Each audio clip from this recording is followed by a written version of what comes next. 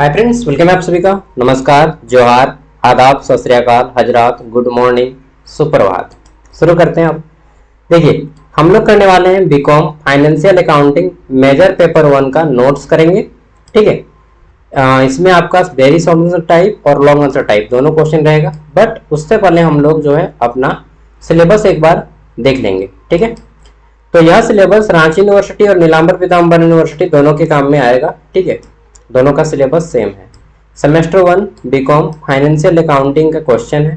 ठीक है। 75 मार्क्स का आपका एग्जाम होगा। टाइमिंग 3 आवर रहेगा और पास करने के लिए आपको 30 नंबर लाना होगा। पहले एग्जाम का एक बार शेड्यूल दिखा देता हूँ, उसके बाद आपको नेक्स्ट वीडियो में हम क्वेश्चन पेपर दिखा देंगे। इसमें आपका 1 मार्क्स वाले 5 क्वेश्चन आएंगे, 5 मार्क्स वाले 2 क्वेश्चन आएंगे। कितना हो गया?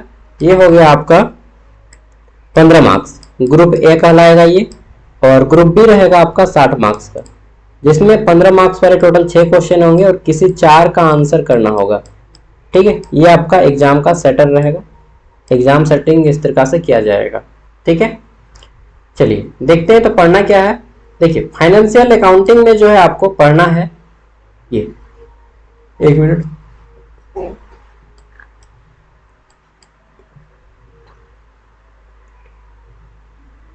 यार, खाना खाने के बाद ना एक अजीब थोड़ा सा डकार जैसे लगता है ना।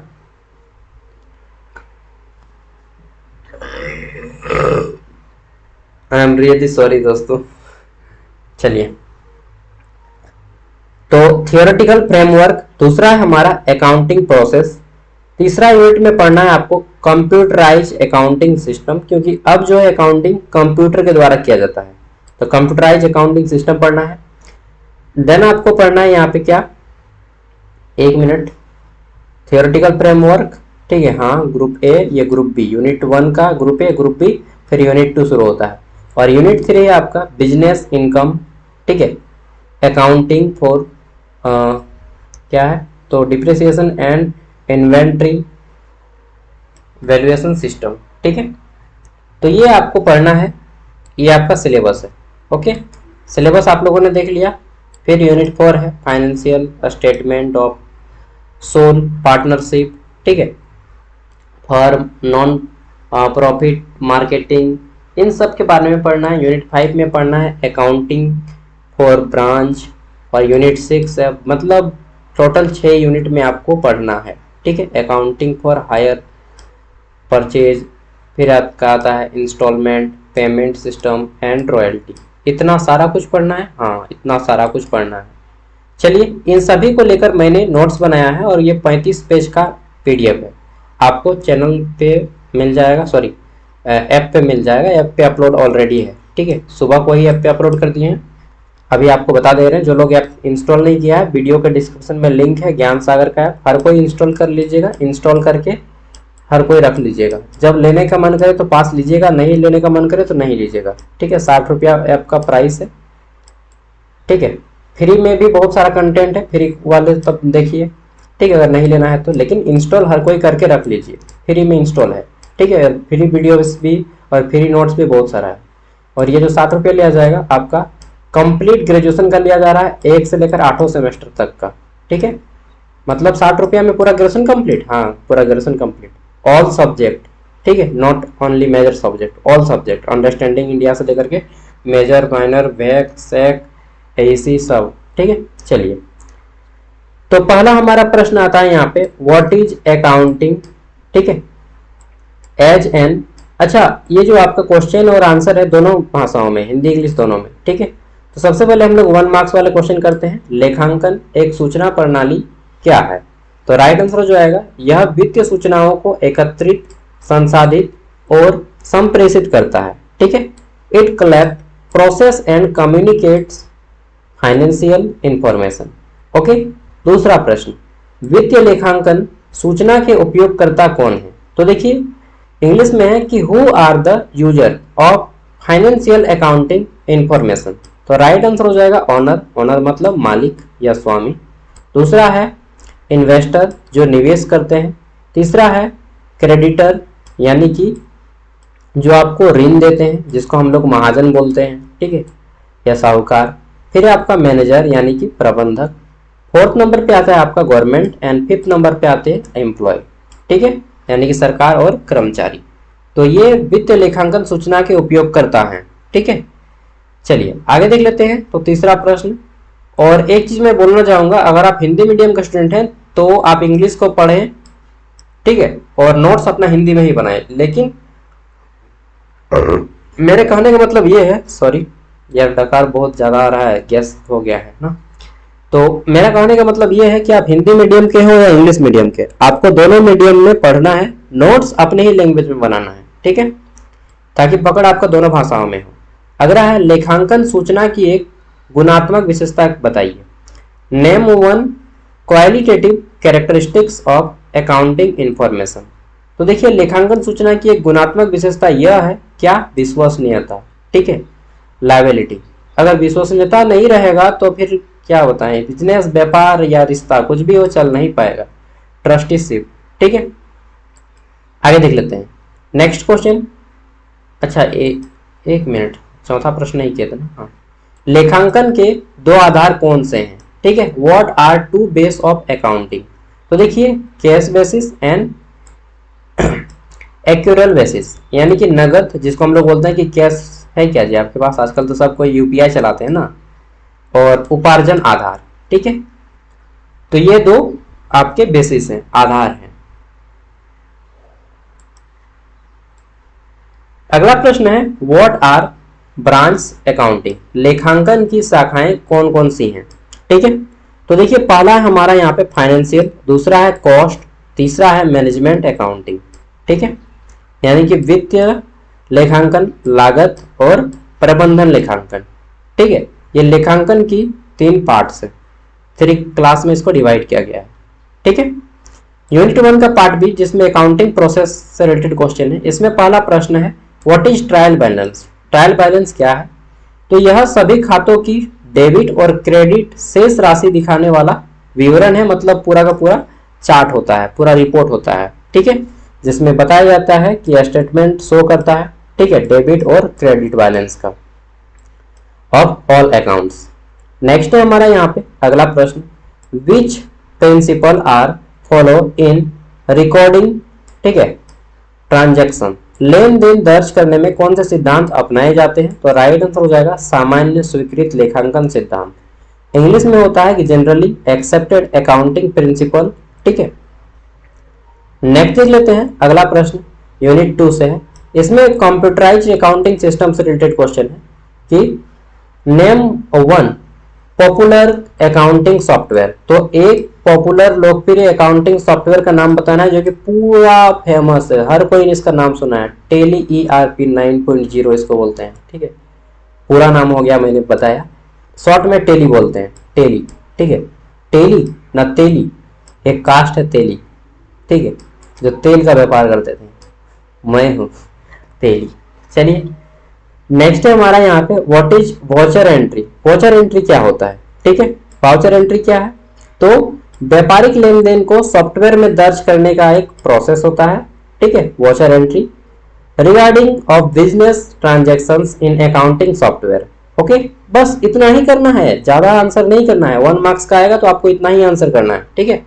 1 मार्क्स के लिए एक शब्द या एक लाइन काफी होता है। अगला है हमारा प्रश्न, नेम 2 रिपोर्ट, ठीक है, जनरेटेड इन कंप्यूटराइज्ड अकाउंट्स, यानी कि संगणक या फिर कंप्यूटर लिखे कंप्यूटर कृत लेखांकन में उत्पन्न 2 रिपोर्ट का नाम बताइए। या 2 रिपोर्ट का बताइए। तो पहला है हमारा कैश बुक, दूसरा है बैलेंस शीट, ठीक है, नगद पुस्तिका या बैलेंस शीट या दोनों दे दीजिएगा नाम, ठीक है। तीसरा यूनिट है बिजनेस इनकम, ठीक है, डिप्रेसिएशन और इन्वेंट्री। तो इसमें देख लेते हैं, इसमें प्रश्न है हमारा डिफाइन बिजनेस इनकम, व्यवसायिक आय को परिभाषित करें, ठीक है। चलिए देखते हैं छठा प्रश्न। तो यहाँ पे बोला गया है बिजनेस इनकम क्या है, आय और व्यय का अधिशेष भाग, ठीक है, आय और व्यय का अधिशेष भाग, एकदम छोटा सा आंसर, ठीक है। Excess of revenue over expenditure, या एक्सपेंडिचर बोलिए या एक्सपेंसेस बोलिए, ठीक है। नेक्स्ट है हमारा यहाँ पे 12वां प्रश्न। प्रश्न क्या है, राजस्व मान्यता से संबंधित कौन सा लेखांकन मानक है। तो AS9, ठीक है, इसको याद रख लीजिएगा, ब्रैकेट में कर दीजिएगा IND इंडिया, ठीक है, S18। तो इंग्लिश में है कि which accounting standard deal with revenue recognition, ठीक है, तो AS9। नेक्स्ट है हमारा यहाँ पे अगला प्रश्न, what are two methods of depreciation, यानी कि मूल्य ह्रास की दो विधियां कौन सी हैं? तो राइट आंसर क्या हो जाएगा, रेखीय विधि और अवमूल्यन शेष विधि। इंग्लिश में है स्ट्रेट लाइन मेथड और दूसरा है डिमिनिशिंग बैलेंस मेथड, ठीक है। 14 नंबर प्रश्न है, 14 नंबर प्रश्न, स्टॉक मूल्यांकन की दो विधियां बताना है। Name to methods of inventory valuation, ठीक है। तो देखिए पहला है हमारा फीफो और दूसरा है लिफो, ठीक है। अच्छा इनका फुल फॉर्म किसको मालूम है, चलिए देखते हैं, कमेंट में बताइएगा। अगर आप रियलिटी में पढ़े होंगे तो आपको मालूम होगा। फीफो, ठीक है, FIFO और लिफो LIFO। चलिए देखते हैं किनको मालूम है भाई।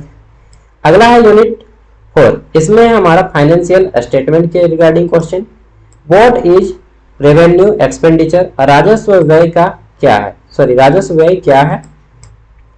तो देखिए दैनिक संचालन हेतु किया गया व्यय ही राजस्व व्यय है, ठीक है। Expenditure for day to day, ठीक है, और आप बोल सकते हैं लाइफ स्टाइल में भी आप इसको ऐड कर सकते हैं, ठीक है। बाकी ऑपरेशंस भी बोल सकते हैं। आगे देख लेते हैं क्वेश्चन नंबर 7, एक मिनट। 16 नंबर प्रश्न है हमारा कि किन संस्थाओं में वित्तीय विवरण तैयार किए जाते हैं, ठीक है। विच एंटिटीज प्रिपेयर फाइनेंशियल स्टेटमेंट। तो देखिए फाइनेंशियल स्टेटमेंट जनरली जो है आपका एकल स्वामी, ठीक है, सोल पार्टनरशिप जिसको बोलते हैं, जिसका मालिक एक ही होता है, या फिर पार्टनरशिप, ठीक है, या फिर नॉन फॉर प्रॉफिट ऑर्गेनाइजेशन जिसको हम लोग NGO वगैरह बोलते हैं, ठीक है, गैर लाभकारी संगठन जिसको NGO बोलते हैं, non NGO non government organisation, ठीक है, गैर सरकारी संगठन भी बोल सकते हैं इसको NGO को, और गैर लाभकारी संगठन भी बोल सकते हैं, ठीक है। अगला आता है हमारा यूनिट 5, जिसमें आपको ब्रांच अकाउंटिंग से रिलेटेड क्वेश्चन है। पहला है व्हाट इज डिपेंडेंट ब्रांच, आश्रित शाखा क्या है? तो देखिए वह शाखा जो मुख्य कार्यालय पर निर्भर रहता है, ठीक है। एक होता है ना मेन ब्रांच, एक होता है और उसके बहुत सारे सब ब्रांच होते हैं, तो वही है जनरली कि सब ब्रांच, ठीक है, उसी को आश्रित शाखा बोलते हैं, ठीक है। और branch controlled by the head office. अब मान लीजिए किसी ब्रांच का, suppose that bank of India, या फिर जो कि सबसे खच्चड़ बैंक है भारत का ना जी, आप लोग का भी बैंक ऑफ इंडिया में खाता होगा ना, तो पैसा निकालने या पैसा जमा करने जाइएगा ना तो नानी याद आ जाएगा। इतना गंदा स्थिति है बैंक ऑफ इंडिया का, क्या बताएं, ठीक है। तो इसका हेड ऑफिस मान के चलिए, मान के क्या, मुंबई में है, और इसका सब ब्रांच यहाँ पर भी है, ठीक है, कोने कोने में। अगला है व्हाट इज इंडिपेंडेंट ब्रांच, स्वतंत्र शाखा क्या है? तो देखिए वह शाखा जो अपने स्वतंत्र लेखे रखती है, ठीक है। जैसे कोऑपरेटिव बैंक का नाम सुने, झारखंड रांची कोऑपरेटिव बैंक है, या फिर धनबाद कोऑपरेटिव बैंक है, ये सब जो कोऑपरेटिव बैंक होता है, ठीक है, ये सब आपका स्वतंत्र ब्रांच होता है, ठीक है, यानी कि वो खुद अपना मालिक है, तो वह आपका क्या है, ऐसे ब्रांच को स्वतंत्र शाखा कहा जाता है। What is independent branch, a branch which maintains, ठीक है, its own book of account, वह शाखा जो अपने स्वतंत्र लेखे रखती है। आगे देख लेते हैं, हमारा 8वां प्रश्न है।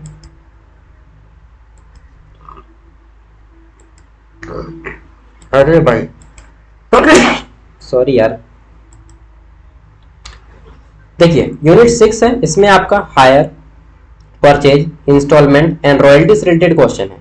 हायर परचेज सिस्टम क्या है, what is hire purchase system, ठीक है। तो देखिए buying goods by paying instalment with ownership after final payment, ठीक है, यानी कि वस्तुओं को किस्त में खरीदना, अंतिम भुगतान के बाद स्वामित्व प्राप्त होता है, ठीक है। इंग्लिश में है कि buying goods by paying instalment with ownership after final payment, ठीक है। एकदम छोटा छोटा क्वेश्चन है। अगला है हमारा यहाँ पे कि रॉयल्टी क्या होता है। देखिए बालू भी जो आता है रॉयल्टी पे आता है, आपको मालूम है।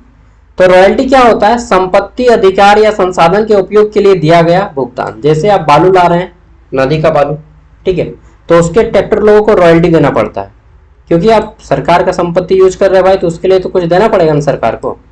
Payment made to use property, right और रिसोर्सेस, ठीक है।